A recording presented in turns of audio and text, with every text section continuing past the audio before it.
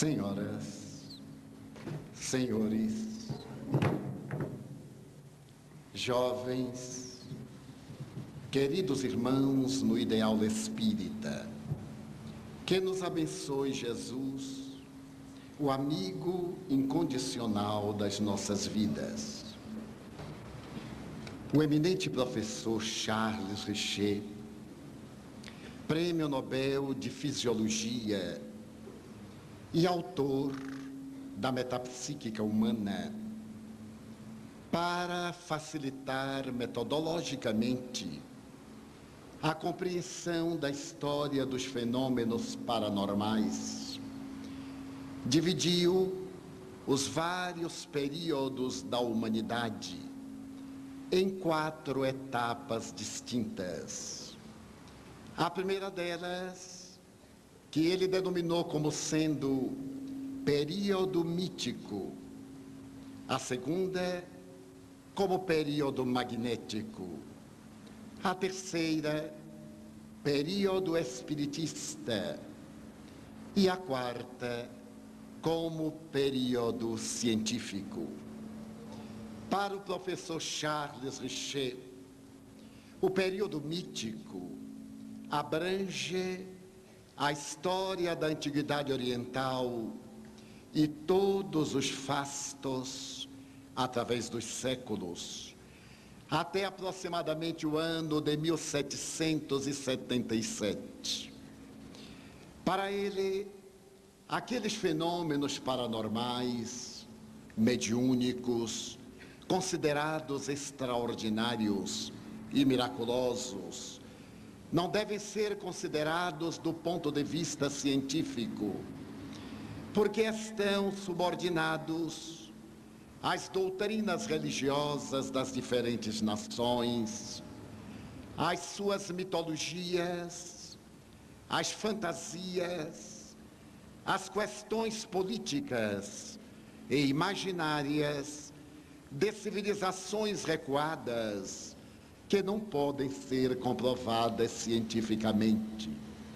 No entanto, ele não pode negar, por exemplo, que naquele período fascinante, historiadores incomparáveis como Xenofonte e Plutarco examinaram a história da cultura greco-romana e estabeleceram que, no Ocidente, à semelhança do Oriente, aqueles fenômenos ocorreram com as personalidades mais variadas e mais distinguidas da história da humanidade. Ele refere-se, por exemplo, que a Índia multimilenária legou à posteridade a contribuição incomparável do Vedanta, a coleção de obras denominadas sagradas, através da qual cada uma delas se pode ter uma ideia da magnitude do intercâmbio que vige entre as criaturas humanas e os seres da vida transcendente. No livro tibetano dos mortos e no livro dos mortos do Egito, na Bíblia, no Zend-Avesta, no Corão, nós vamos encontrar o testemunho insofismável de personalidades que foram além das nações onde viveram, demonstrando que a vida apresenta características especiais que transcendem o limite da matéria. Mais tarde, fazendo uma análise da cultura ocidental, ele refere-se, por exemplo, na Grécia, a Periândaro, que mantinha contato com o mundo espiritual, e ao número incontável de personalidades que legaram à história a documentação hábil e precisa de algo que se passa além da esfera cerebral, demonstrando a anterioridade da vida e a sucessão depois do fenômeno da morte biológica. Fazendo um estudo mais acurado dentro da filosofia, ele reporta-se à personalidade de Sócrates, aquele extraordinário filósofo cuja vida marca o período da filosofia clássica. Sócrates, conforme relata Plutarco e Xenofonte, desde a sua infância, mantinha contato com um ser espiritual que asseverava ser um daimon, um anjo tutelar, que o guiava nos diferentes empreendimentos, que o ajudava na elaboração do pensamento filosófico. E o próprio Sócrates narra, em um momento de grande exaltação, que certa feita, um amigo falando-lhe a respeito de uma viagem que ia fazer, Charmides, filho de Glaucon, ele escutou o espírito informar-lhe que não deveria ser aquela realizada, aquela viagem, pois que se ele a procedesse, de lá não retornaria. E como a pessoa não aceitou o seu conselho, foi para os jogos na Nemeia e lá pereceu conforme a voz havia determinado. Mais tarde, dialogando com os seus discípulos, ele tem a oportunidade de os advertir inúmeras vezes, sempre sob a assessoria desse ser espiritual magnânimo e generoso. Adiantando-se na história, narra o admirável Xenofonte, que uma das personalidades mais grandiosas das guerras de Roma, Brutus, estava certa feita acampado, e à noite, enquanto tentava o repouso, subitamente foi despertado na sua barraca pela presença de um ser espiritual, que lhe disse ipsis verbis: eu sou o teu gênio mau, e veio dizer-te que te espero na terra dos filipenses. E Brutus, o grande general romano, levantou-se e enfrentou a aparição, asseverando-lhe: pois lá estarei, e veremos quem será o vencedor. Logo depois, aquele ser extracorpóreo diluiu-se, e Brutus saiu diante da guarda a interrogar quem se houvera adentrado na sua cabana de repouso e de comando, e todos por unanimidade asseveraram que ninguém havia passado por ali.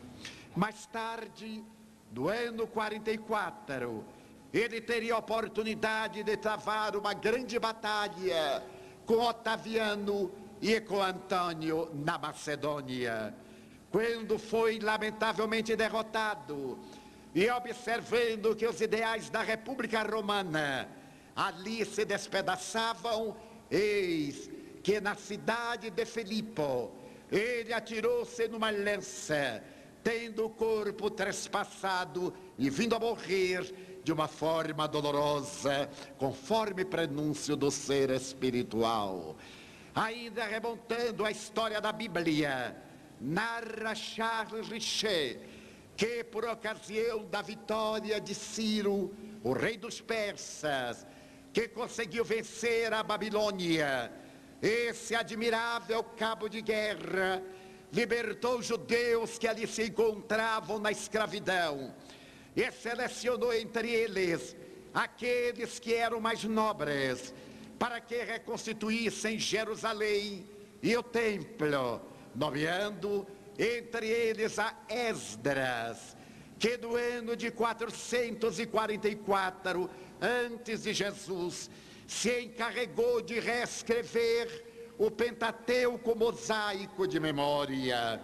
Privilegiado Esdras, ele consegue novamente fundar Jerusalém, levantar o santuário sob inspiração e apresentar as 5 obras básicas de Moisés, que são aquelas que hoje conhecemos com uma fidelidade de natureza paranormal. Nesse momento, no entanto, Charles Richer não se refere à presença do príncipe Siddhartha Gautama na terra, nem ao apostolado de Jesus, por considerar que as conveniências religiosas levaram a Jesus Cristo determinadas homenagens de taumaturgo de miraculoso, que não ficavam bem dentro de uma visão científica. A história para Charles Richer vai atravessar esses largos períodos, e no ano de 1788, ele analisa a história revolucionária de um jovem médico de Viena. Ele havia apresentado uma tese na Faculdade de Medicina da Universidade de Viena a respeito de uma peculiaridade da criatura humana, peculiaridade essa que iria denominar um largo período como de natureza magnética. Refere-se a Anton Franz Mesmer, que apresentou uma tese para demonstrar que existe uma exteriorização de energia de uma criatura para outra criatura humana. Existiria também uma certa interferência vibratória entre as criaturas e os astros, e em particular, a criatura era dotada de um determinado sentido vibratório que poderia ser direcionado para a recuperação da saúde. A proposta apresentada por Anton Franz Mesmer encontra na intolerância cultural da universidade uma reação preconceituosa, e ele é mandado permanecer em Viena sem obedecer aos padrões clássicos que eram apresentados pela universidade, ou do contrário, deveria abandonar a Áustria, porque ali não haveria lugar para doutrinas esdrúxulas que não tivessem um caráter científico. Mesmer optou por transferir-se para Paris e montou seu consultório na praça mais famosa do mundo na época, La Place Vendôme. Ali estabeleceu a terapêutica do Baquet, que consistia em colocar uma tina de carvalho no centro da sala. Essa tina deveria estar carregada com metais magnetizados, e de dentro dela deveriam sair hastes metálicas por um orifício adrede aberto na tina imensa. Os pacientes sentavam-se em bancos à volta da tina, seguravam a haste metálica e passavam a receber a irradiação magnética dos metais, entrando no estado de convulsão. Passaria a história esse Baquet como sendo a tina das convulsões. Depois de experimentar essas convulsões, os pacientes recuperavam a saúde fisiológica, psicológica e até mesmo a saúde mental.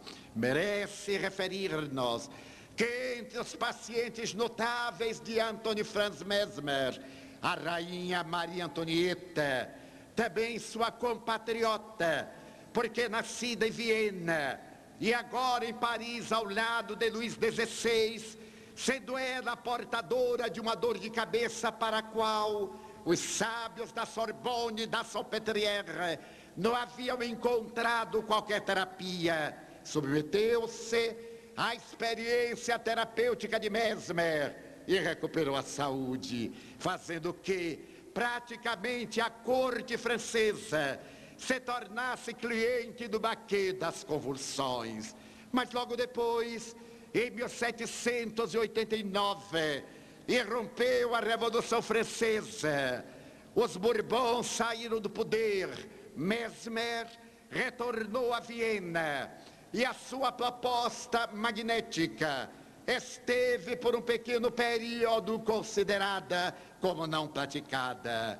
No entanto, um célebre discípulo resolveu dar prosseguimento às experiências, o Marquês de Puységur, e mandou erguer na sua própria propriedade na cidade de Bizanci, uma clínica para atender através do magnetismo mesmérico os pacientes que chegavam de toda parte da Europa a fim de recuperarem a saúde.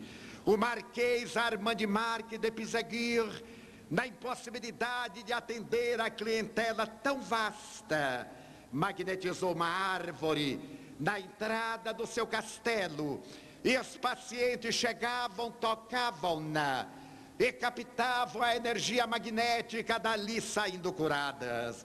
Ele foi convidado a ir a Paris a fim de magnetizar uma árvore em Champs-Élysées, tornando a partir de então o magnetismo uma doutrina perfeitamente respeitável. Mais tarde, por volta de 1868, o extraordinário fisiologista Paul-Pierre Broca, a quem a humanidade deve haver detectado o centro da palavra na terceira circunvolução frontal da esquerda do cérebro, apresentará a tese do magnetismo à universidade, que passará a estudar as possibilidades humanas de determinada energia radiante capaz de mudar a estrutura da saúde. Merece considerar que a partir daí as experiências mesméricas estarão nas universidades europeias através do hipnotismo hoje apresentado pela psicologia transpessoal nas experiências de terapias de vidas ou de vivências passadas. Estabelece o professor Charles Richer que esse período mesmérico deve ceder lugar a um terceiro período de natureza parafísica. É aquele que começa na noite de 31 de março de 1848, na cidadezinha de Hydesville, no estado de Nova York, nos Estados Unidos, quando as irmãs Fox, entrando em contato com ruídos que têm lugar na sua casa e que já vinham acontecendo desde 1842, detectam que esses ruídos procedem de uma outra dimensão, a dimensão espiritual. Eles eram provocados por uma personalidade que se dizia chamar Charles B. Roseman, que havia sido assassinado ali no ano de 1842 pelo casal Wickman, que depois de o haver roubado em $500, levou seu cadáver para o porão inumando e ali deixando miseravelmente abandonado.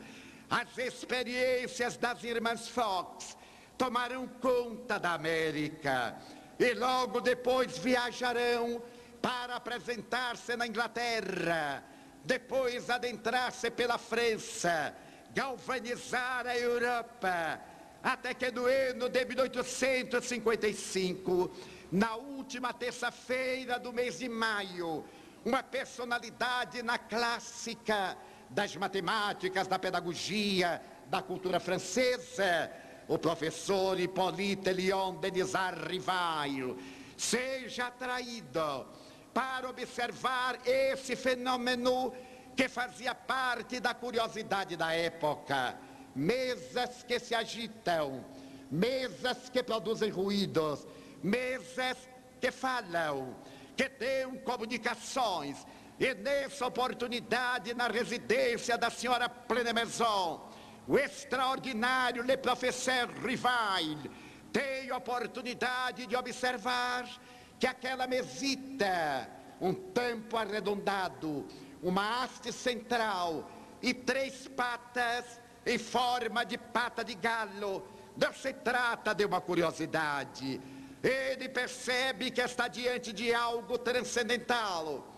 Era discípulo de Franz Mesmer, havia estudado o magnetismo, tivera a oportunidade de conhecer excelentes sonâmbulas, que estado alterado de consciência e estado paranormal não apenas diagnosticaram uma enfermidade que ele tivera na vista, depois de desenganado pela ciência médica da Sorbonne de la Salpêtrière, e dissera que dentro de um mês ele recuperaria a visão, que ele seria muito útil para a tarefa que Deus lhe havia destinado em relação ao futuro. E de fato, sem nenhuma terapêutica especializada, o professor Rivail recuperou a visão, e nesse momento, contemplando as mesas que falam, ele teve a curiosidade de propor algumas interrogações. Era eminente poliglota, falava 5 idiomas. Mais tarde, quando veio a desencarnar, a 31 de março de 1869, ele estaria anexando a língua portuguesa, porquanto se comunicava com personalidades brasileiras, entre as quais o emérito jornalista baiano da cidade do Salvador, Luiz Olímpio Teles de Menezes, que fundou naquela cidade, no ano de 1865, a primeira instituição espírita da comunidade brasileira, e um periódico que foi tenazmente perseguido pelo conde e marquês de Arco, fazendo que cessassem as comunicações. Le professeur Rivail examina aqueles fenômenos curiosos e percebe que está na alvorada de uma era nova. Volta às reuniões e observa que aquela mesa que se agita, às vezes sem qualquer contato humano, pode penetrar no conhecimento da criatura. Ele faz perguntas em alemão, pois havia estudado na cidade de Verdun com o eminente professor Pestalozzi, e merece recordar que Verdun é um cantão suíço de língua alemã. E a mesa lhe responde em alemão, formula perguntas em inglês, e a mesa contesta-as na língua de Shakespeare. Ele está diante de algo que vai tomar conta da sua vida. Charles Richer denomina esse período como sendo espirítico. É exatamente nesse período que a figura gigantesca do professor Rivail vai perceber que através daquela mesa de curiosidade, algo de extraordinário se encontra, a prova documental da imortalidade da alma. Ele irá averiguar que a mesa é um instrumento estúpido, que não tem qualquer sensibilidade, que não tem nervos, que não tem cérebro, e não obstante ela fala, percebe que ela é um instrumento, e retira a mesa por desnecessária, porque se dá conta que os espíritos que a utilizam naturalmente recorrem à energia que se exterioriza da criatura humana, a essa criatura humana portadora da energia para o campo vibratório. Ele irá denominar como sendo médium, palavra latina, que significa aquele que se encontra entre dois extremos, e percebe que essa mediunidade é uma faculdade inerente a todas as criaturas humanas, naturalmente, em um painel de diversificação, com uma variedade que corresponde aos diferentes níveis de consciência, aos diferentes graus de inteligência, às diversas faculdades de percepção, da mesma forma que todos aqui somos pessoas inteligentes tecnicamente. Cada um de nós tem uma percepção da vida, dos conteúdos existenciais, de maneira específica, que corresponde ao nosso grau de evolução. A mediunidade, da mesma forma, é uma faculdade que possui espírito e que o corpo reveste de células, como a inteligência, para poder produzir a fenomenologia. Essa faculdade não é mais um dom, uma graça, um carisma, um privilégio ou uma condenação, uma desgraça, como haviam estabelecido as doutrinas ortodoxas ao largo dos períodos cristãos, particularmente na Idade Média. Essa faculdade pode ser aprimorada através do exercício, pode ser educada através da cultura e pode ser trabalhada através da abnegação, desse espírito de doação que ergueu ao patamar do mediumato o apóstolo Francisco Cândido Xavier, que depois de toda uma existência missionária, como sendo homem amor, ofereceu as provas mais exuberantes de que se tem notícia, de que a vida não começa na concepção, nem termina na desencarnação ou no fenômeno da anóxia cerebral. O ser é eterno, no corpo ou fora do corpo, ele está na vida, adentra-se na matéria através da união do espermatozoide com o óvulo e abandona a matéria quando as pulsações cardíacas cessam e advém a morte do tronco encefálico com a consequente decorrência da degenerescência orgânica e não do aniquilamento. Através da mediunidade desse apóstolo, que conseguiu trazer mensagens em idiomas diferenciados, inclusive no dialeto de Luxemburgo, demonstrando a sua paranormalidade incomum, nós podemos dizer com a mais absoluta segurança acadêmica que a vida tem um significado psicológico, a existência humana tem um sentido. E o Espiritismo, então, matou o materialismo, oferecendo o significado existencial a todas as criaturas, que é a busca da plenitude. Asseverava, então, Richer, que esse período chamado espirítico terminará por volta de 1872, porque ele pretendia, na sua vã loucura de cientista, ser o apóstolo de uma era nova, ao apresentar com amigos notáveis da ciência, como William Crookes, um dos pais da física na Inglaterra, como César Lombroso, o pai da antropologia criminalista, como Schering Notzing e outras personalidades, como aqueles que entregaram sua vida à pesquisa, uma auréola de cientificismo que partiria da metapsíquica humana. Olvidou-se Charles Richer, que além Kardec ou o professor Rivaio, ao concluir a observação daqueles fenômenos, inspirado pelas entidades venerandas que administram o destino da Terra, publicou em Paris, no dia 18 de abril de 1857, o Livro dos Espíritos, começando a era do espírito imortal.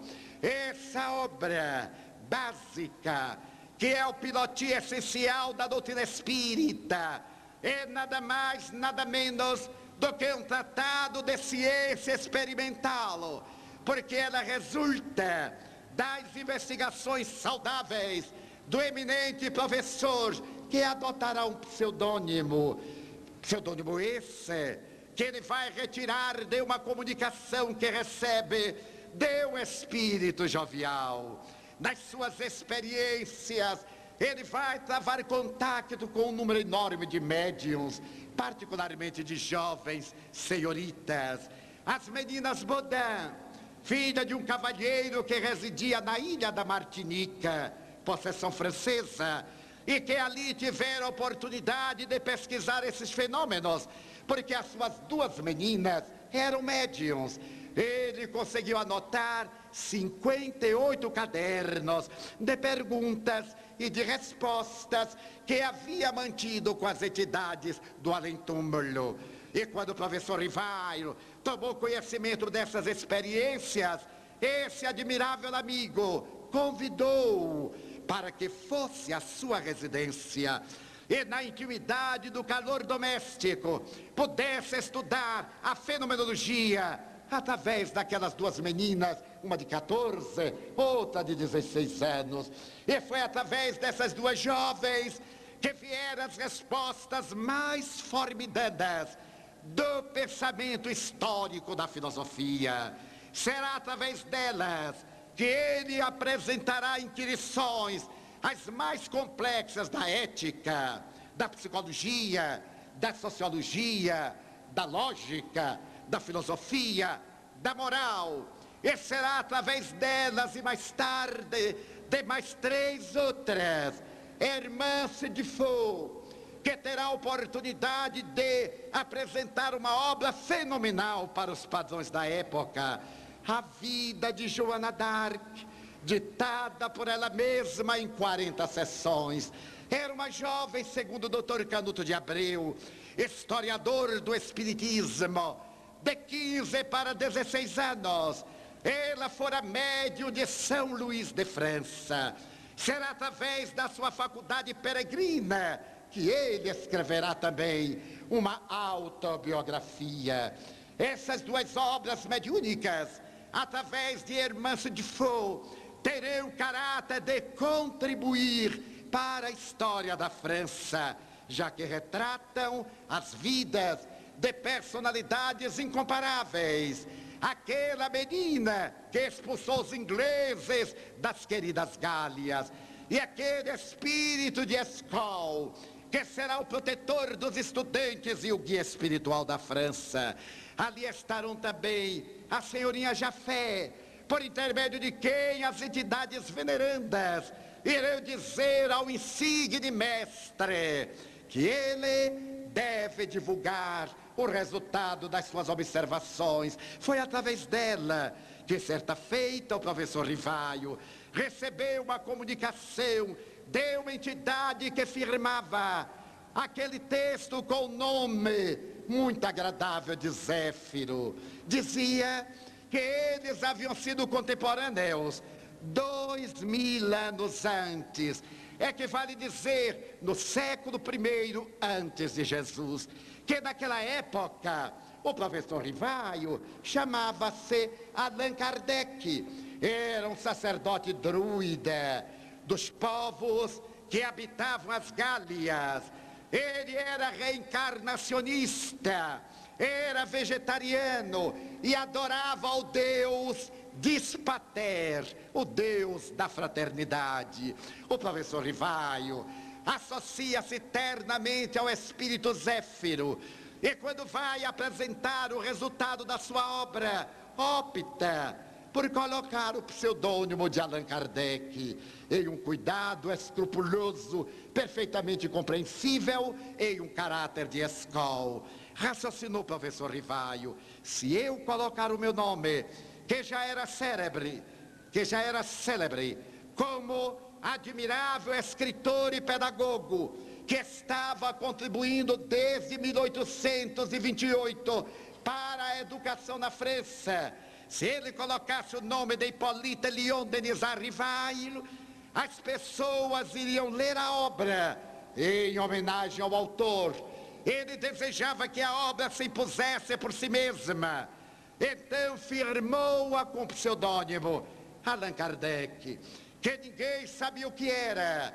E naquela manhã memorável de 18 de abril de 1857, com Paris ainda envolta no seu céu gris, com os últimos remanescentes do inverno que se foi e a primavera que chegava, enquanto dialogava com a viúva Danty, a mulher que teve a coragem de manter o compromisso do seu marido, que com ele firmara publicar a obra, mas nesse íntere havia desencarnado. Ele terá a oportunidade de experimentar uma grande emoção, porque naquela manhã chega à livraria Danty, em Palais Royal, no coração de Paris, na livraria do mesmo nome, na Galeria d'Orléans, que até hoje existe. Chegou ali um jovem que era considerado uma das maiores cabeças pensantes da Europa. Ele era diretor do Observatório Astronômico de Juvisy e chamava-se Nicolau Camille Flammarion. Flammarion era amante das estrelas e, ao adentrar-se na livraria Danty, deparou-se na vitrine forrada de veludo verde com a obra que estava sendo lançada. Abriu-a começou a lê-la, fascinou-se e, voltando-se para Madame Danty, perguntou: mas quem é o autor dessa obra fenomenal com a qual eu estou de pleno acordo? Ela disse com muita felicidade: aqui está o autor. Os dois gigantes, aquele que sonhava com os astros e este que decifrava os enigmas da criatura, apertaram-se as mãos, continuaram amigos. No dia 2 de abril de 1869, quando o corpo de Allan Kardec foi inumado no cemitério de Montmartre, pela primeira vez ali ficando por um ano, para ser transferido depois ao Père Lachaise, aonde se encontra até hoje, foi Nicolau Camille Flammarion, um dos oradores, que se ergueu para uma multidão de aproximadamente 2.000 pessoas e começou a dizer da mesma forma que este sol que nos ilumina nos enriquece de raios caloríferos, raios infravermelhos, ultravioletas que nós não vemos, mas sentimos. Nós temos certeza de que estais aqui, querido mestre, embora nós não vos vejamos. E ante a expectativa de todos, ele cunhou esta frase que passaria a história. Allan Kardec foi o bom senso encarnado. Deus se poderia homenagear a um homem com mais beleza, profundidade e imparcialidade do que dizer que Monsieur Allan Kardec é le bon sens incarné. Esse homem era lógica, era investigação científica. Daí o Livro dos Espíritos, que não foi lido por Charles Richer, é a pedra angular de uma ciência que se fundamenta na lógica dos fatos, mas que não é uma ciência convencional, porque a ciência convencional estuda efeitos. A ciência espírita remonta às causas. E Allan Kardec teve a coragem de dizer que se algum dia a ciência provar que estemos errados em um ponto, cabe-nos abandonar este ponto e seguir a ciência, porque a ciência nos iluminará mais tarde, levando-nos à realidade probante das suas investigações. Nasce com o Livro dos Espíritos a era espírita, que também é científica, já que desde ali, por volta de 1862, surgiriam as investigações de natureza psíquica. Em 75, a metapsíquica. A partir de 1916, a parapsicologia. Ela se tornaria uma doutrina científica. A partir do outono de 1932, com os psicólogos americanos Joseph Banks Rhine e a doutora Louise Rhine, a parapsicologia vem como ramo da psicologia experimental para estudarmos quem é a criatura humana, de que se constitui a criatura humana. Será que todos os fenômenos estudados até aquela época não passavam de fraudes bem arquitetadas, de manifestações traiçoeiras do inconsciente? Será que não se referiam a imposições de natureza religiosa? E a parapsicologia, depois de investigar por mais de 30 anos, confirmou integralmente os postulados da doutrina espírita, quando asseverou: há fenômenos de natureza psi, da mente humana, mas há fenômenos de natureza psi-kappa, psi-teta, e há fenômenos, esses psi-teta, que são aqueles que são a interferência dos espíritos, porque a letra grega teta, T, é a primeira da palavra morte, ou thanatos. O espiritismo saía das mãos da parapsicologia como sendo doutrina absolutamente exata, carregada de vibrações de verdade para enfrentar a psicotrônica, a psicobiofísica, e hoje abrir os horizontes à comunicação de natureza objetiva, a transcomunicação, que nós podemos adquirir através dos mesmos fenômenos da incorporação ou psicofonia, da psicografia ou da escrita e outros. O Espiritismo, portanto, como ciência, resistiu ao surgimento da física quântica, que é apresentada por Albert Einstein, por Bohr, por Planck, e pelos continuadores como aqueles que, na escola de Copenhague, trouxeram a valiosa contribuição para as micropartículas, tais Heisenberg e o príncipe de Gales e outros tantos.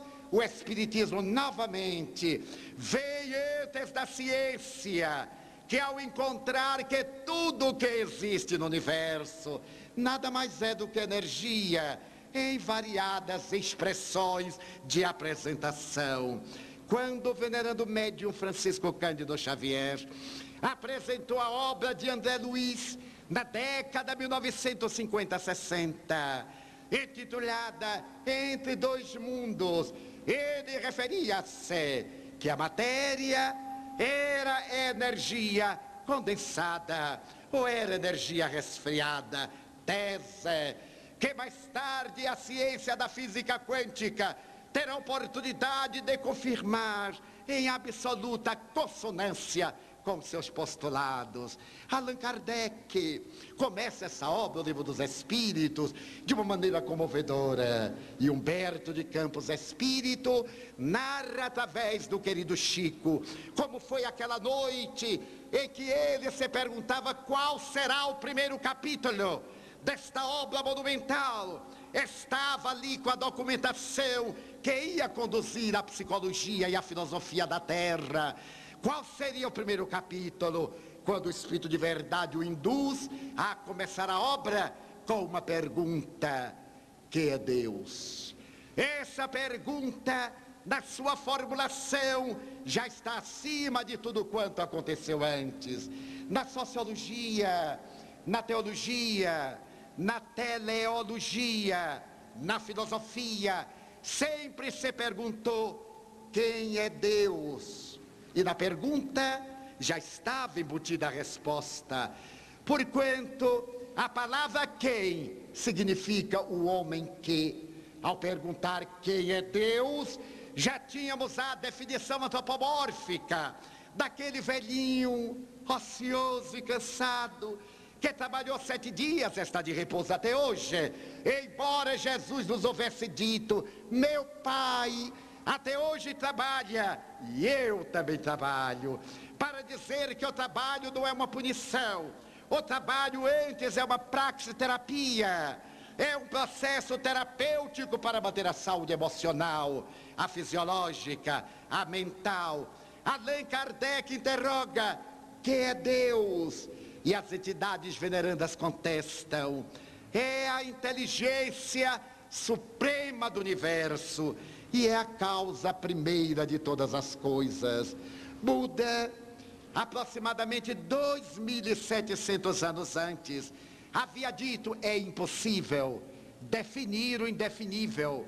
Por isso mesmo, somente Deus, o espaço e o universo definem o universo, o espaço e Deus, porque definir é limitar.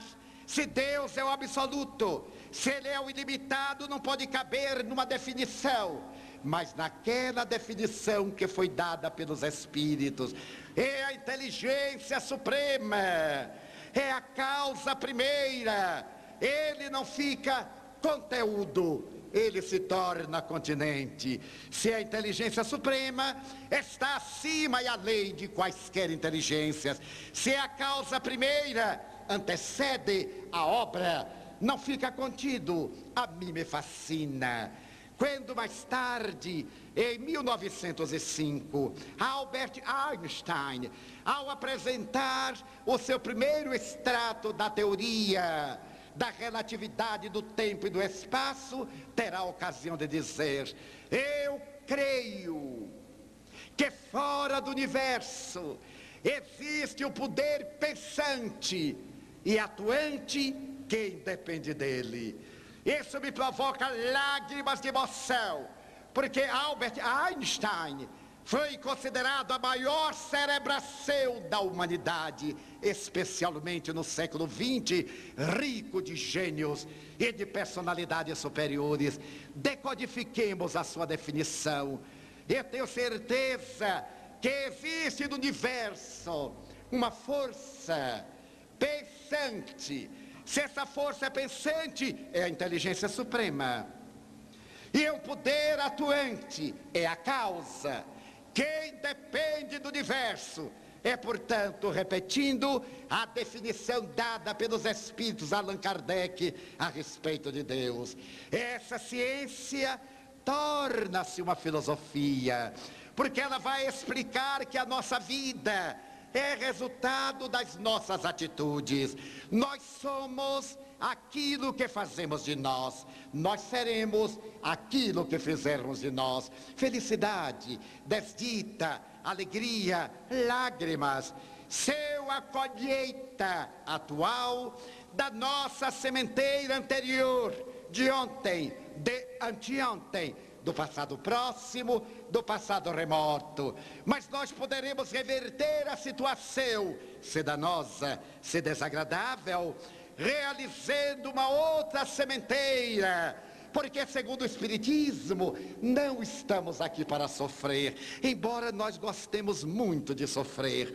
Nós temos um masoquismo que adoramos ser infelizes. Já notaram quando duas pessoas se encontram? Há um campeonato para ver qual é o mais desventurado. Eu sou muito infeliz, pois eu também sou. Eu perdi o emprego, eu perdi a mulher, eu perdi a saúde, outro disse, não é nada. Eu perdi o corpo.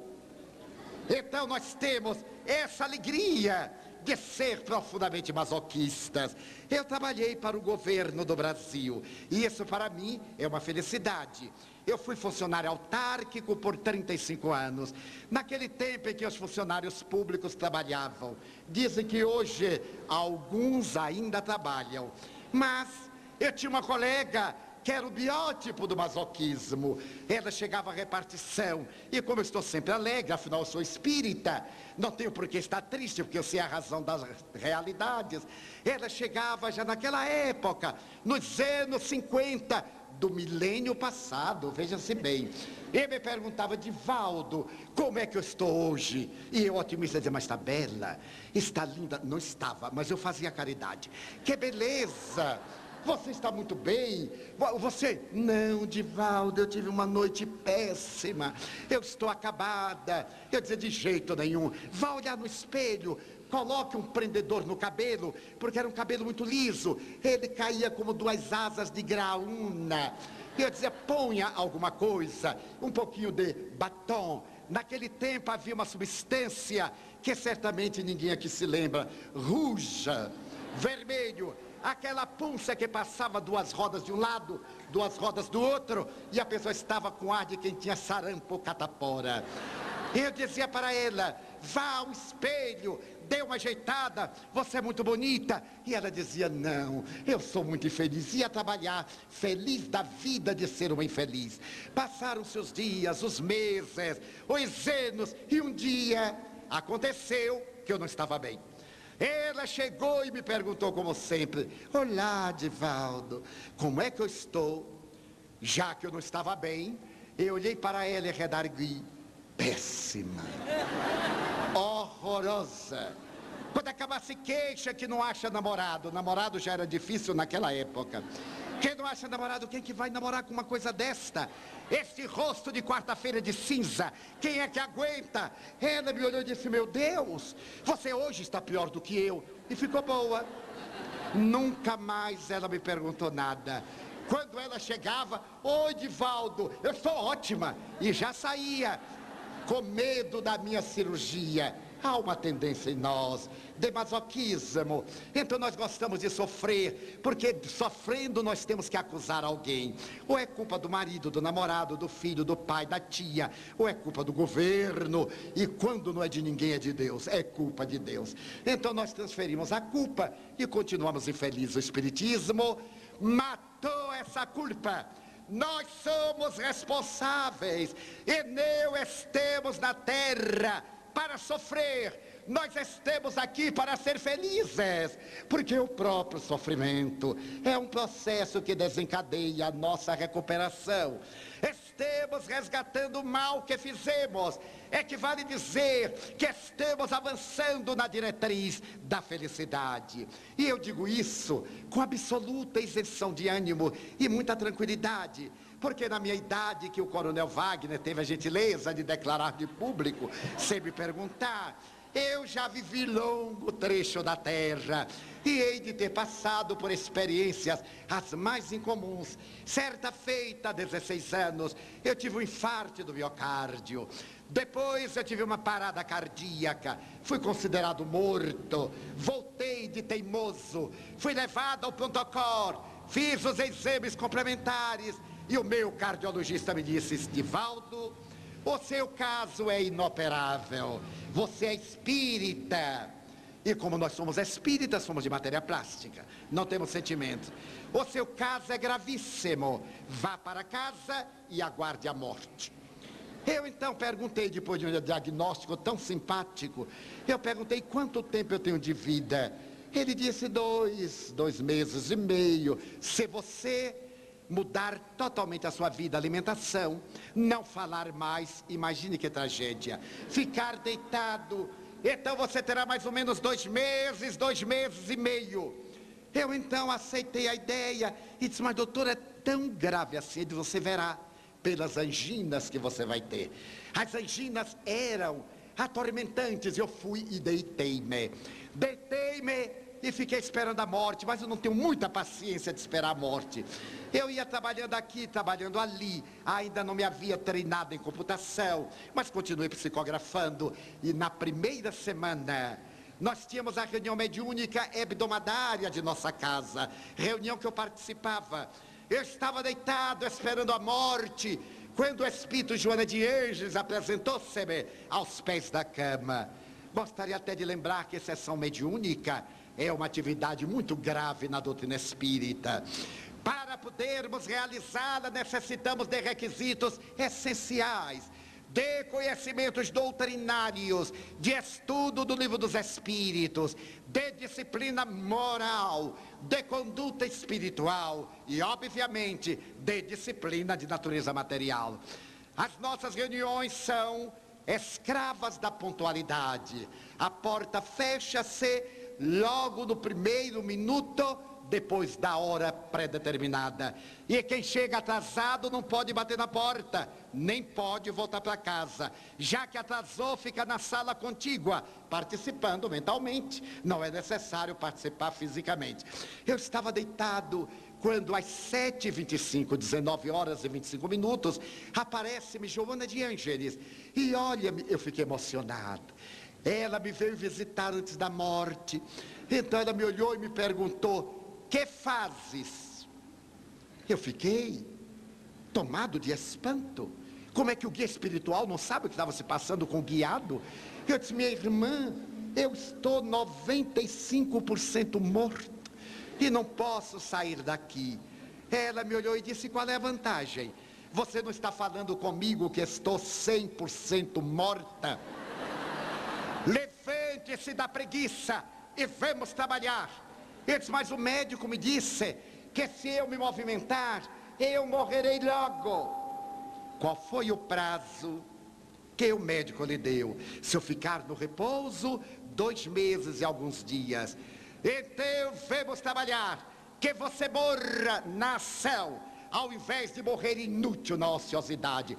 Eu já vou e espero vê-lo dentro de 4 minutos. Eu digo: esse espírito quer me matar, porque não é possível.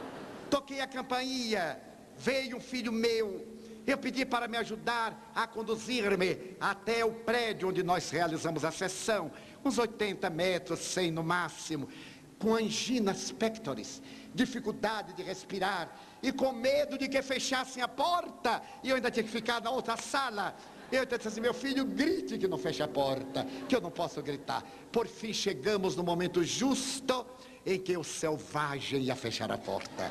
Eu entrei sentei-me. A nossa reunião mediúnica é constituída de uma breve leitura da codificação, uma, duas perguntas e respostas do Livro dos Espíritos, uma página do Evangelho para meditação. Depois diminuímos as luzes sem as apagarmos, oramos e aguardamos a fenomenologia. Quase sempre apresenta-se uma entidade gentil que faz uma breve abertura e a reunião demora uma média de 1h e 15. Eu me concentrei e na hora que eu acabei de me concentrar, Nilson me olhou muito sério e disse: você veio? Eu balancei a cabeça e disse: foi Joana, não foi? Eu estava muito magoado com ela, nem pronunciei o nome. Começamos a reunião.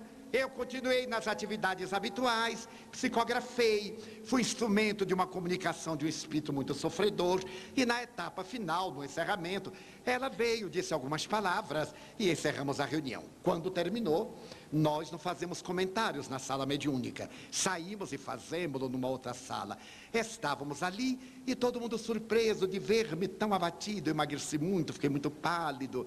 E eu comecei a falar baixinho, quero agradecer a Deus, a todos vocês, as preces e tal. Quando ela me aparece do outro lado e me perguntou assim: como está? Eu respirei e disse: 95% vivo. Então vá repousar, para não jogar fora as energias que nós lhe demos, e trate de calar a boca. Como vê, ela é bastante sutil.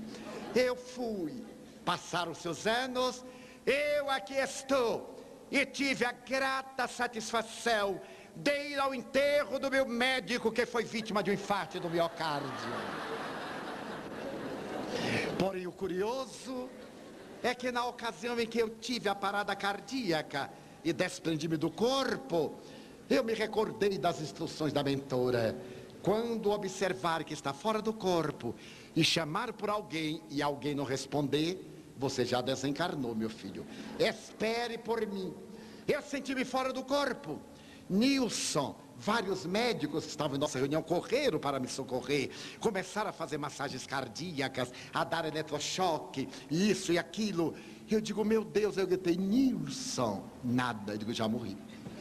Não há dúvida, daqui eu não saio em absoluto enquanto ela não chega. Permaneci quando minha mãe desencarnada se acercou. E eu perguntei: mãe, o que é que se está passando? Os mentores, meu filho, estão examinando se você fica ou se você volta. Eu disse: mãe, e o que é que a senhora está fazendo aqui que não vai interferir para mim, para que eu volte? Que mãe é essa? Vá lá, diga para eles. E aí eu comecei a orar, disse: meu Deus, não é que eu não queira morrer, a verdade é que eu gostaria de ficar um pouquinho mais para o Senhor. O que são 10 anos? 10 anos. Eu lhe peço 10 anos de vida, apenas 10. Se eu desencarnar, eu estarei no seu reino. Se eu não desencarnar, eu estou no seu reino. Minha mãe veio e me disse: meu filho, eles anuíram que você deve voltar. Vai ficar por mais algum tempo. E eu perguntei: quanto tempo? Não disseram. Eu voltei. Muito bem.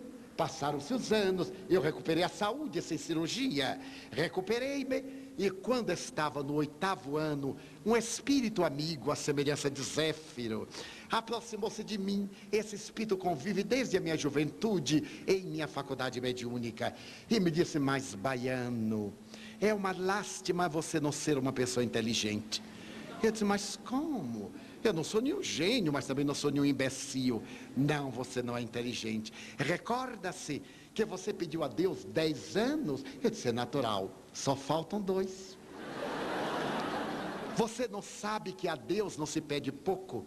Quando tiver de pedir algo a Deus, peça muito, porque se ele estiver de mau humor e cortar metade, você fica com metade muito boa.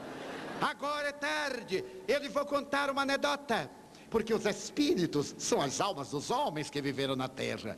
Ele contou-me que certa feita, uma alma foi a Deus e perguntou-lhe: Senhor, na vossa contabilidade, porque eu não entendo a eternidade, 1 bilhão de anos, que tempo corresponde no relógio terrestre? E Deus disse: 1 bilhão de anos para mim é igual a um segundo. A alma, tomada de surpresa, perguntou-lhe: Senhor, e $1 bilhão? Quanto vale para o senhor? Deus interrogou: $1 bilhão? Para mim vale, concluiu, 1 centavo. A alma disse: ó Senhor, dá-me 1 centavo. E Deus lhe respondeu: espera 1 segundo. Diante disso, eu disse ao Espírito, quando eu falei 10, eu não me referi a 10 anos. Eu pedi para que ele prolongasse até o ano de 2010. Como já estamos chegando perto, eu já estou imaginando o que é que eu vou dizer no ano de 2008. Então, essa doutrina extraordinária, que nos dá uma filosofia existencial, tem uma ética moral baseada no Evangelho de Jesus. Traz o Consolador que ele havia prometido, a terra lacrimosa de ontem, de hoje e de amanhã. Mas não um Consolador para enxugar as lágrimas, senão para arrancar as causas das lágrimas. Este Consolador está exarado na ação da caridade, a caridade que é o amor na sua expressão mais elevada.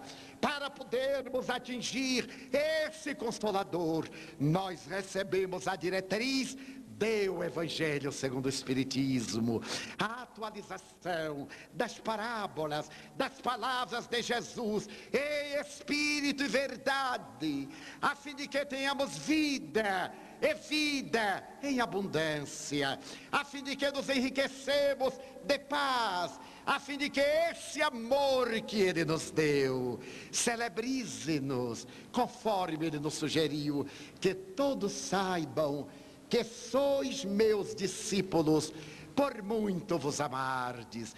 O mandamento eu vos dou, que vos ameis uns aos outros, como eu vos tenho amado.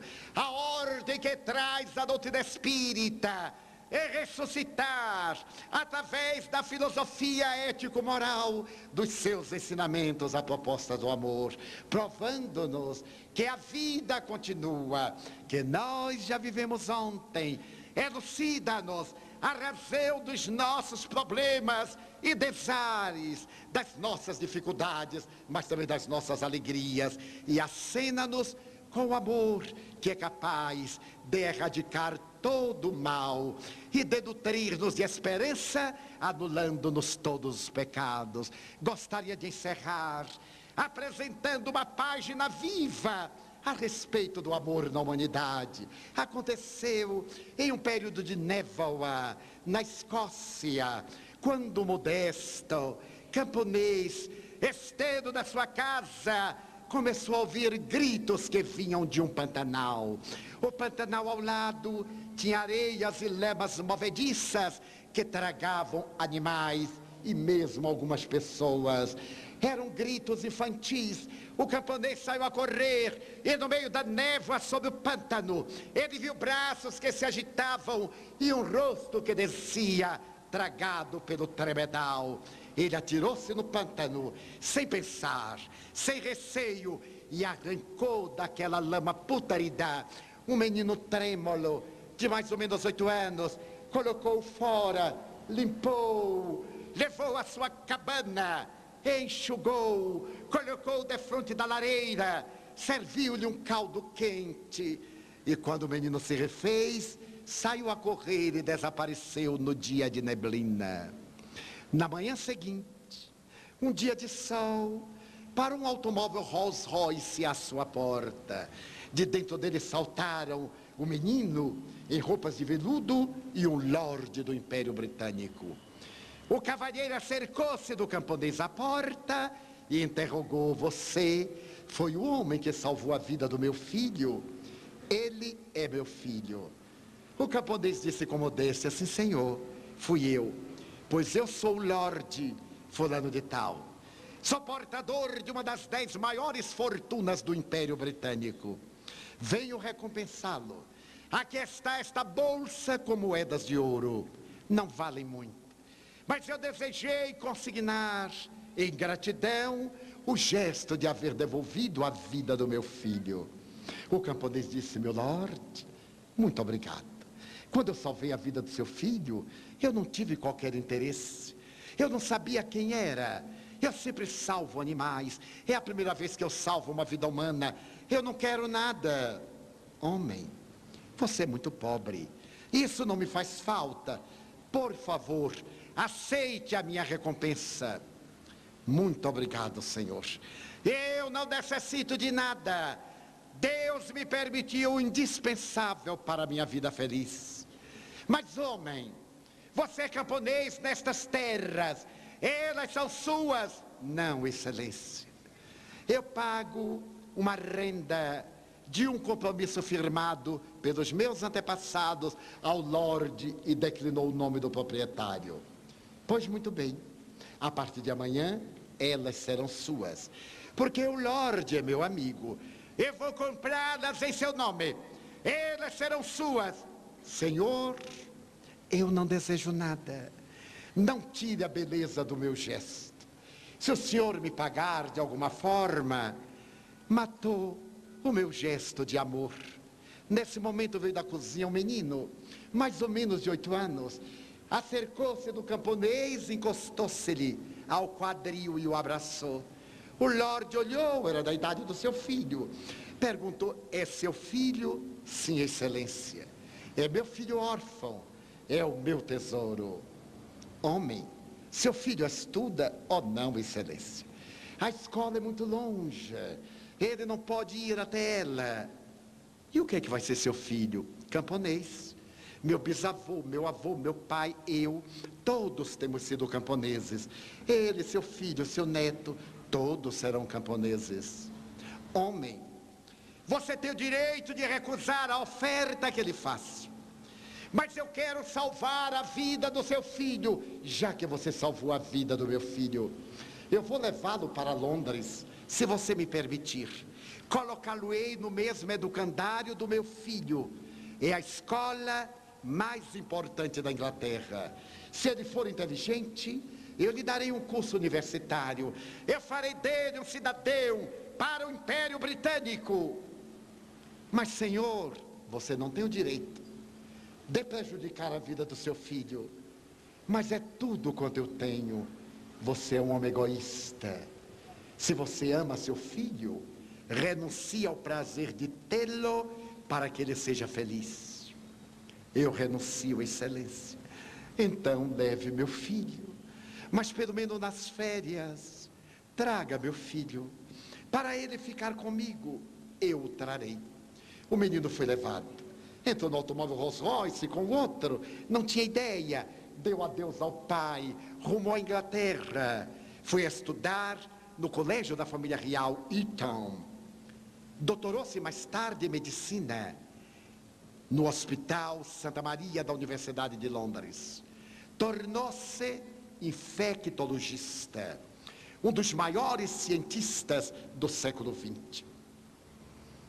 Depois da Segunda Guerra Mundial, um dos 3 homens mais importantes do planeta estava morrendo.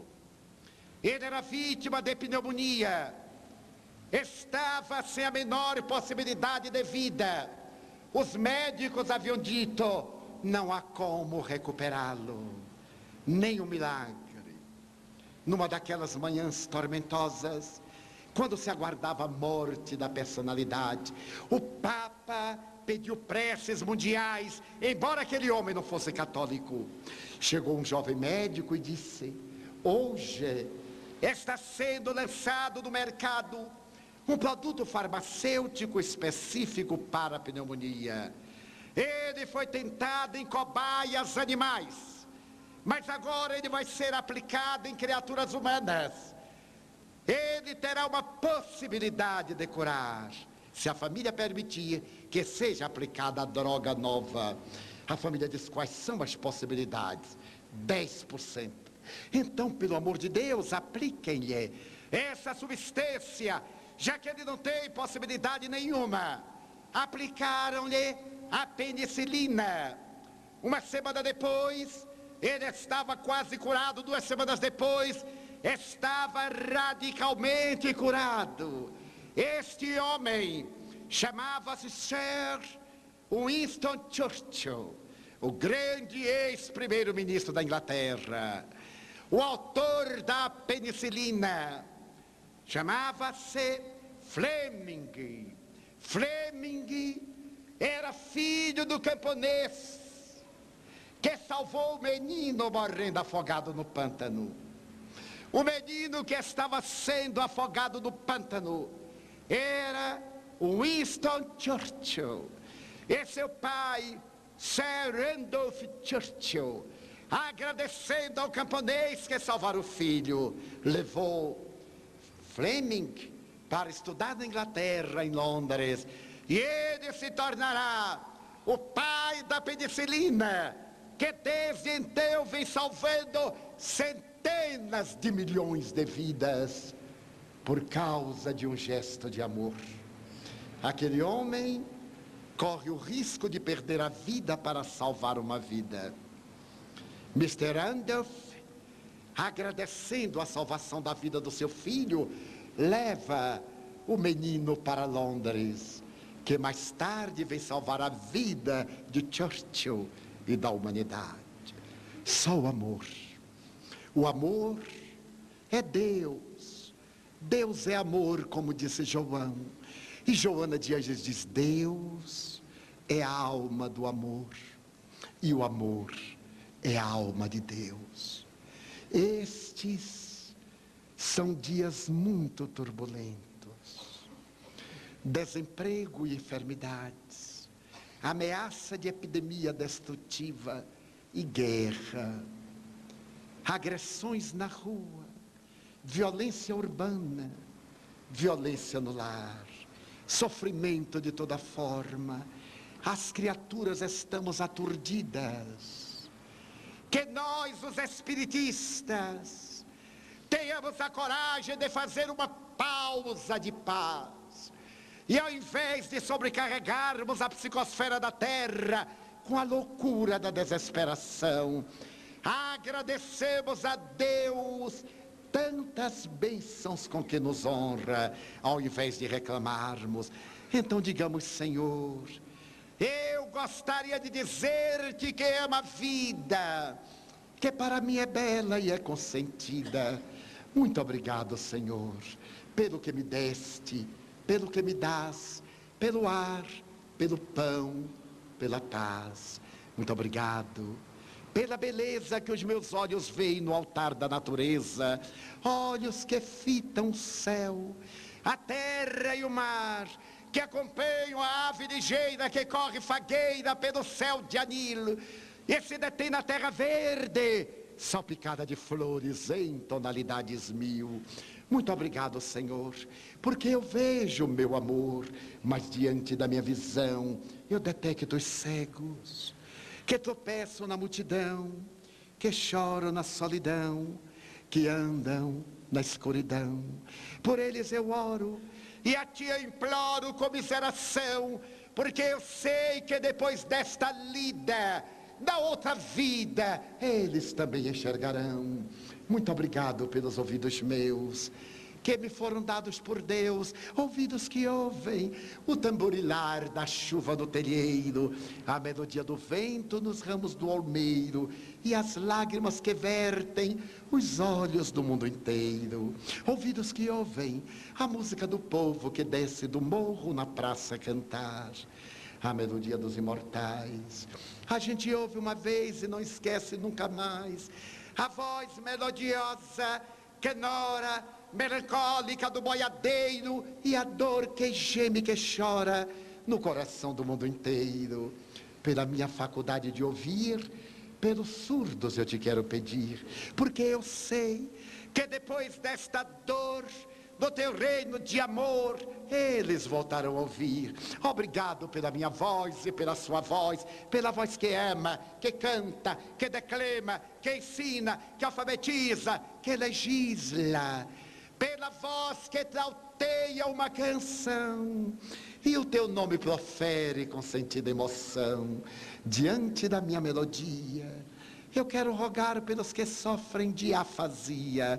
Eles não cantam de noite, Eles não falam de dia, oro por eles, porque eu sei que depois desta dor do teu reino de amor, eles cantarão, obrigado pelas minhas mãos, mas também pelas mãos que aram, que semeiam, que agasalham, mãos de ternura, que libertam da amargura, mãos dos adeuses, que limpam feridas, que enxugam lágrimas, suores das vidas, pelas mãos que atendem a velhice, a dor, o sofrimento, pelas mãos que no seio embalam o corpo de um filho alheio sem receio, e pelos pés que me levam a andar sem reclamar. Obrigado, Senhor, porque eu posso caminhar diante do meu corpo perfeito. Eu vejo na terra aleijados, amputados, marcados, paralisados, que não se podem movimentar. Eu oro por eles, porque eu sei que depois desta expiação, na outra reencarnação, eles também bailarão. Obrigado, Senhor, pelo meu lar. É tão maravilhoso ter um lar. Não é importante se este lar é uma mansão, ou se está numa taverna, numa favela, se é uma tapera, um ninho, um grabato de dor, um bangalô, uma casa no caminho, seja lá o que for, mas que dentro dele exista a figura do amor de mãe, ou de pai, de mulher, ou de marido, de amigo, ou de irmão. Alguém que nos dê a mão, pelo menos a companhia de um cão, porque é muito triste viver na solidão. Mas se eu a ninguém tiver para me amar, nem um teto para me agasalhar, ou uma cama para repousar, nem aí reclamarei. Pelo contrário, eu te direi: obrigado, Senhor, porque eu nasci. Obrigado porque creio em ti, pelo teu amor. Obrigado, Senhor, pela sua atenção. Muito obrigado, senhores.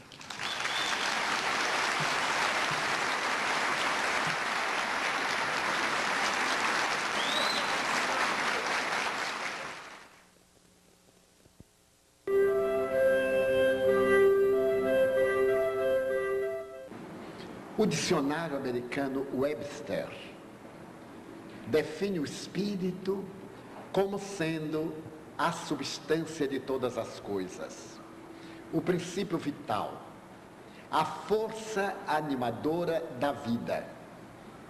E é fascinante notar-se que essa definição do Webster corresponde plenamente à visão da doutrina espírita.